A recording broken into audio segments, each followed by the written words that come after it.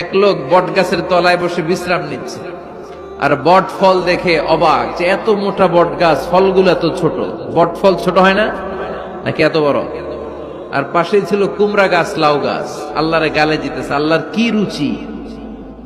চিকন চিকন কুমড়া গাছ, চিকন চিকন লাউ গাছ, এত বড় ফল, আর ইয়া মোটা বট গাছ, এতটুকু ফল। আল্লাহর গালি দিতে দিতে ঘুমায় গেছে।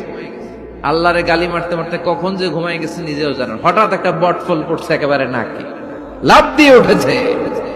উঠে দেখে নাক দিয়ে রক্ত বেরোচ্ছে, ব্লিডিং। নাকের রক্ত মুছে আর পড়তে আরম্ভ করছে আলহামদুলিল্লাহ।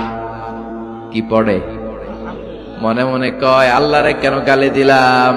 ওই কুমড়া যদি এইখানে হইতো, ওই লাউ যদি এইটার উপরে হতো, কুমড়া যদি একটা নাকের উপরে পড়তো, আমি নিজেই কুমড়া হয়ে যাইতাম। ঠিক কিনা? সুবহানাল্লাহ পড়েন।